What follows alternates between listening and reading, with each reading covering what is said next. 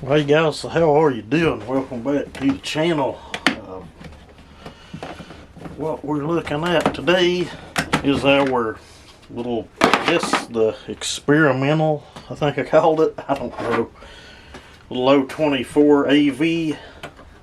This was originally a 41cc saw. It still has the really short stroked crank in it. I think they're 30 millimeter. This saw actually had the billet connecting rod. I've shown it in the other video I done on it, but seems some of you guys said you really couldn't see it or tell much about it.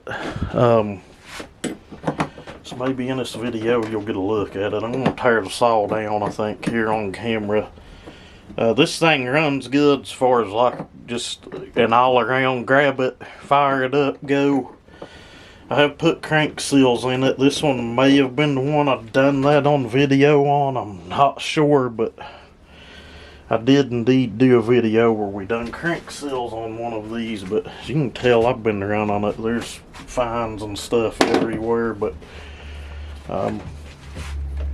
used this thing quite a bit yesterday, honestly.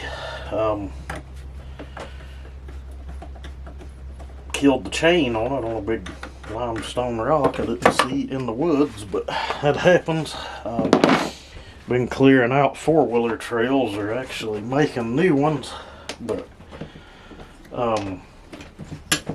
it just ain't up to snuff. I think I know the culprit, but who knows, it could be a compression issue as well. But saw just has no grunt in the cut. It don't have the RPM that it should for a 30 millimeter stroke. And it's if you're unfamiliar and you think that cylinder looks funny, what we've got here, it's the old school 024. Has the short plastic. Your actual 026 or 260 plastic's probably a good inch taller. You probably noticed that little short air filter. If you didn't know, there's a lot of differences in this series of saw, but most of the parts will interchange. But we put a aftermarket 260 cylinder on it. I bought a couple of these cylinders a while back just to do projects with, just to play around with, because I knew they were good cylinders because I've used them on other saws. It's from the Duke's Saw Salvage. I think you pick those up for about 40 bucks. If you buy more than one of them, you can get them cheaper than that, I think. But pretty sure it's a nickel seal coated, but it's 44.7 millimeter cylinder. Originally, this saw had an open port 42 millimeter cylinder. It was 41, I think 41 and a half cc's. Now it's about 47 cc's even, I think. It could be a little more than that, but the calculators I used showed like 47 cc's. And 026, 48 and a half cc's. Even a stock 026 will whip this thing, it just annihilate it. But what we had to do to make this cylinder work, I had to trim that top fin completely off of it, which isn't going to hurt a thing as far as cooling. All the other cooling fins are there. Had to cut a lot off of the base. And I'm thinking on this one I cut some out of the band too because I didn't like the way the band looked. But I guess we'll see when we pull the cylinder off. But seemed like it had some decent timing numbers as far as intake and exhaust port.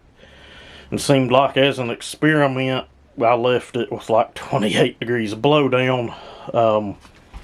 There's some guys out there say more blowdown's better. I'm a non-believer. Anything I've left with longish blowdown just didn't seem to have it in the cut. This saw just acts like it's starving for fuel all around. It has no snappiness to it. Like I said, it loses all its grunt, loses all of its RPM in the cut. So I don't know. We're gonna check some things out here. We're gonna check compression first, I guess.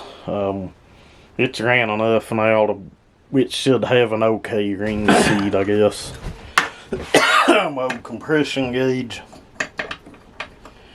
I really need to buy one of those little short ones that's actually for doing a small engine. If I can get the daggone thing to thread in, it may not be checking compression. I bought a new nice compression gauge, and every time I use it on a saw, the Schrader valve gets smashed, so I don't know, I'd have to use a spark plug non-fouler or something to use it, I think. But let's give her about 15 pulls, and it should be making decent compression, I would think, but we'll see.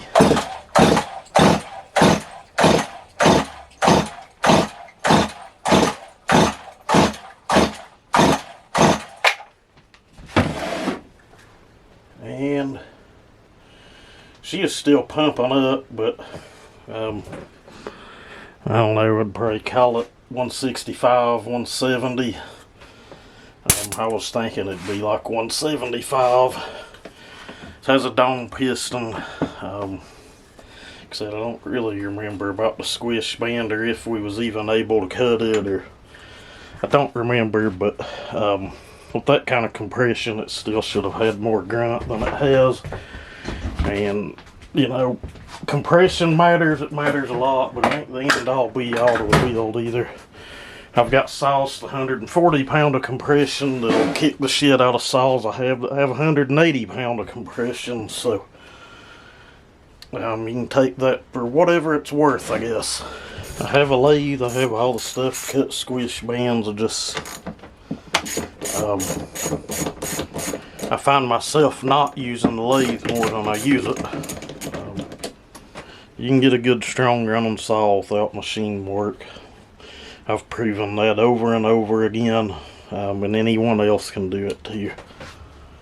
But this one had a bunch. If I hadn't done it, it probably would have ran, but I wouldn't think it would have had 120 psi. Had a really high exhaust roof, probably like, I don't know. It was really high. There's video showing where I mapped everything out in the beginning from what I remember.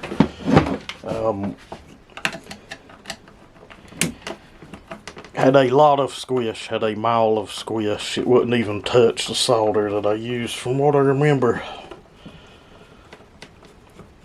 It seemed like the exhaust roof's around 103 or something now, somewhere in that general area, which ain't great for a saw under 50 cc's, but it ain't bad either. That little MS 250 I have, that thing probably has 45-50 thousandths squish due to the aftermarket piston that's in it. And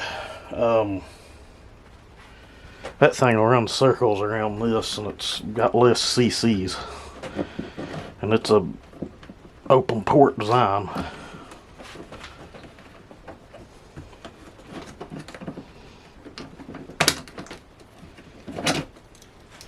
Can't tell I've tore a shit ton of these things down in the past. I've actually got a bunch of parts on the way to build. Maybe build a couple, I don't know. I'd like to have a really, really nasty 260 just for myself. Put a lightweight 24 on, maybe skip tooth chain or something on it. We'll just have to see. Then again, I'm thinking also on the lines of like 044 carb, you know, full tilt, but I don't know, who knows, we'll see. Time will tell on that. I hope I got the right T-handle.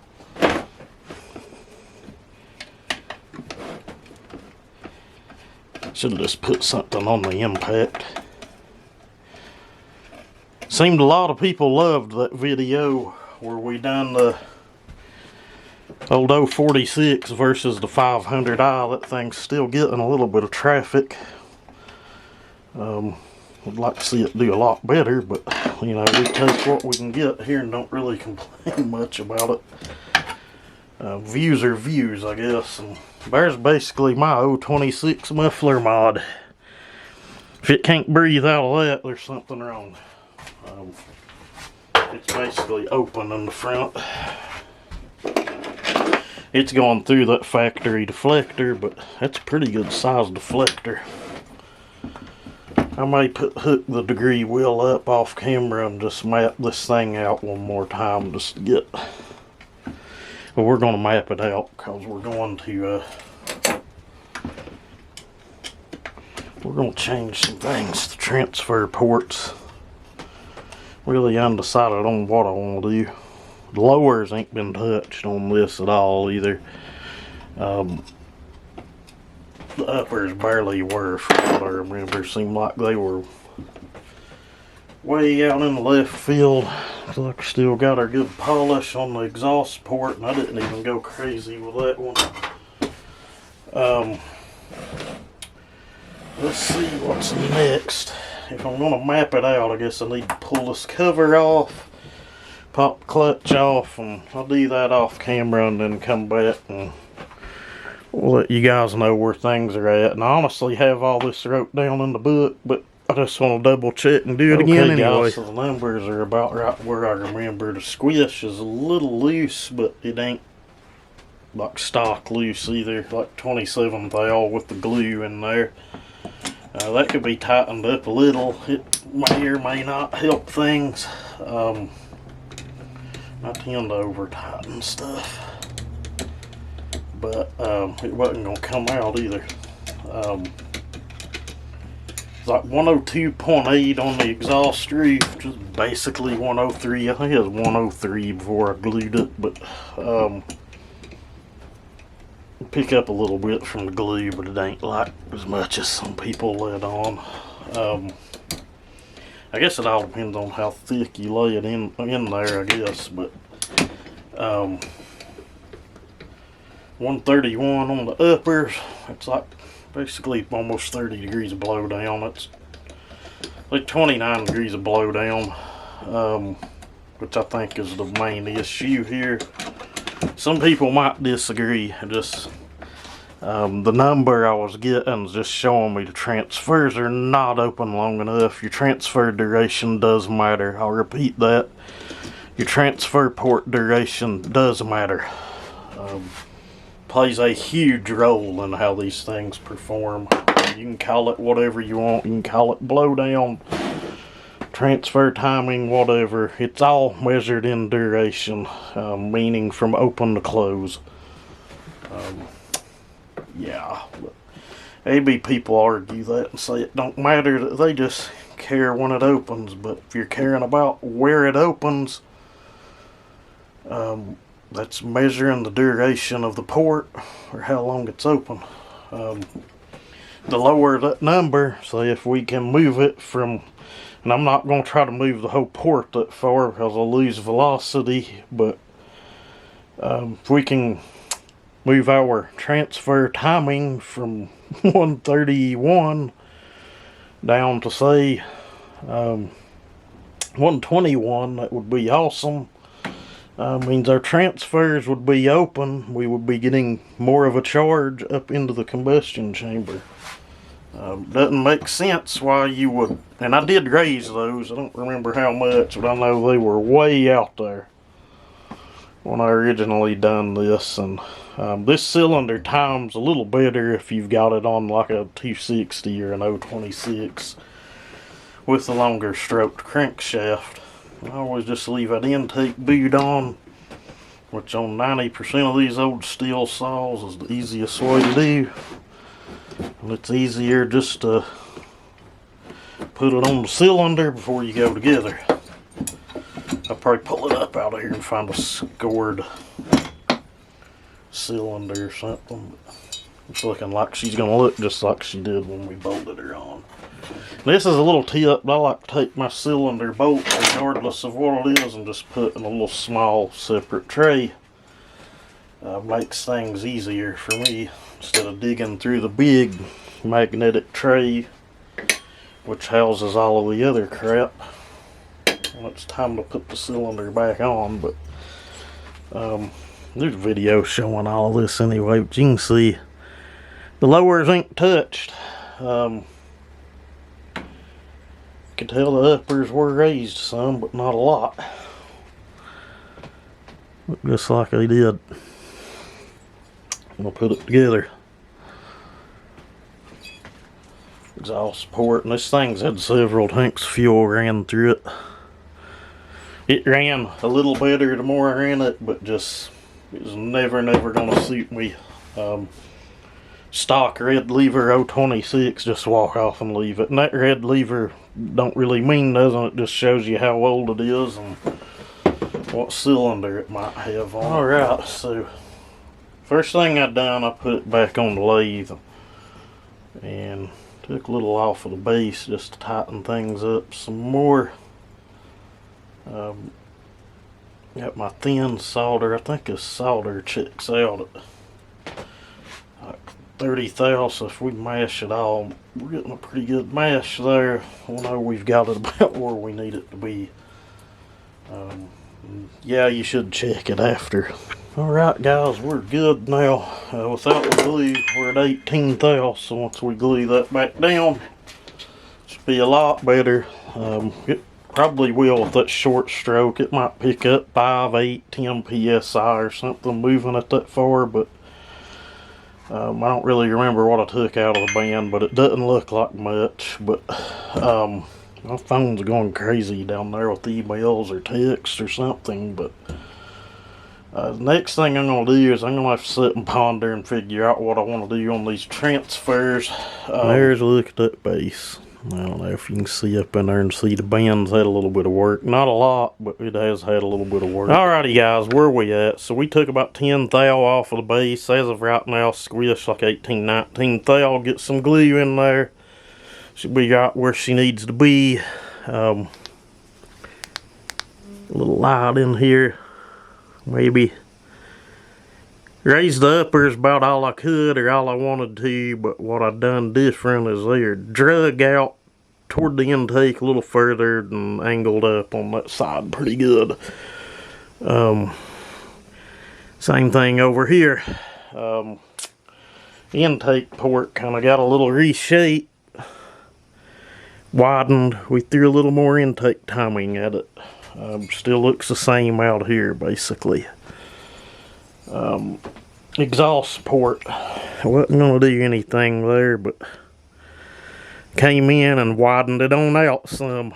It's probably still not to the max of what you could actually go, but I don't want an all-out screamer racer here, but I think with the short stroke of this thing, and maybe I can come in. Some of you guys have never heard of or seen this crankshaft and may have even thought I was nuts, but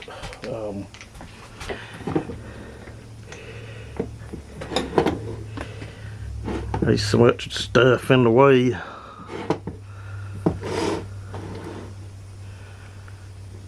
Hopefully you can see it.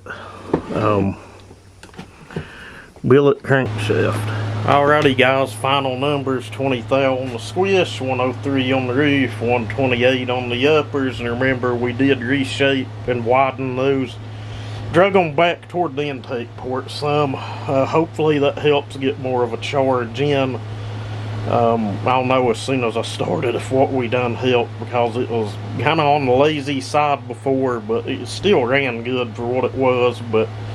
And 80 on the intake. And we did widen and reshape the intake a little bit as well, but and I added more ignition timing advance, and I know a lot of people want to know an exact number, so I got that for you. It has 12 total degrees over stock, so that's pretty dang healthy, but I've actually taken some on some other saws further.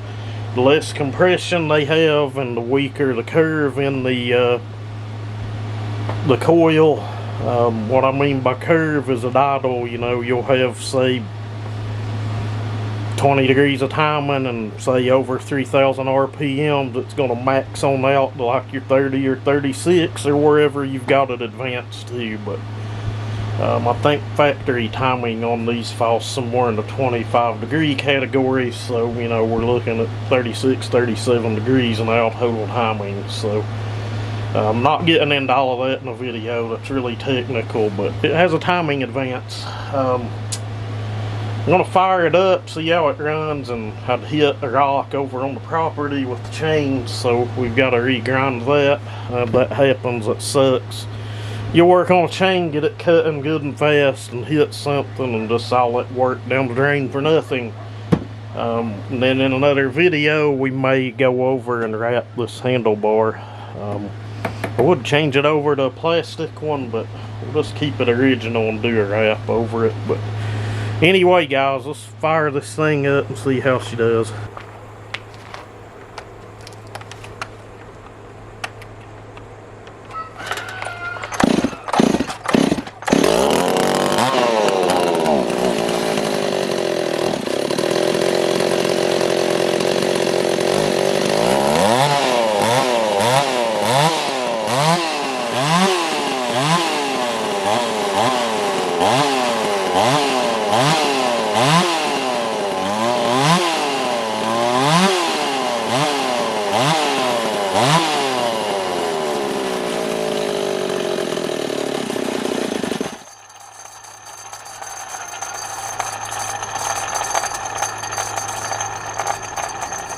Either a lot richer or a lot leaner.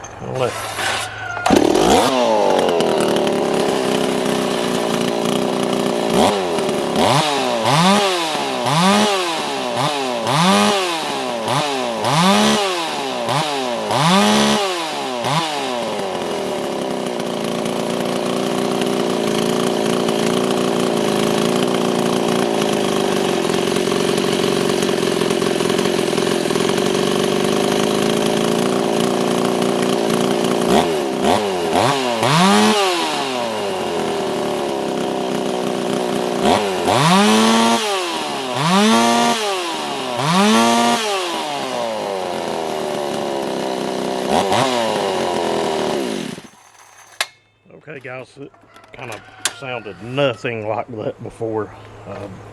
We've actually got enough fuel up top now to make some power, and she's zinging on up there probably 2,000 RPMs higher than we were before, and the exhaust roof's about not quite half a degree lower, but it's lower, like the numbers numerically higher, so just remember that.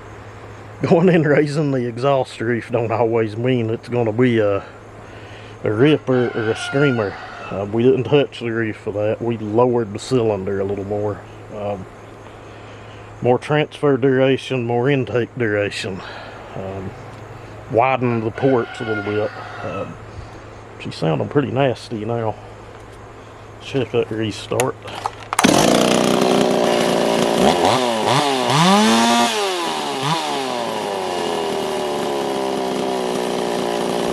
Anyway guys, we'll get the bar and chain ground up and see if that transfers over into the wood, which is really the only place that matters anyway.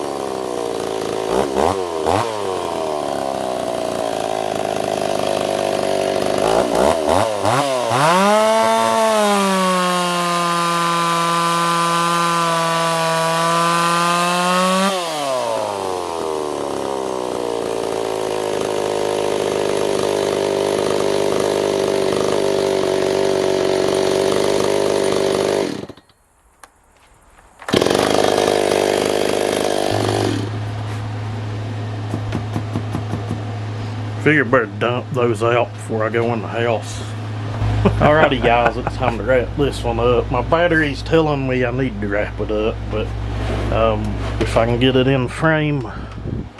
It's got my seal of approval on it now. Some saws have trouble fitting that sticker on it, so we need to come up with something a little different for smaller saws. But she is like a daylight to dark difference, guys. If I would have tried to lean on it that hard before, like I done on the duck cut, it would have just died.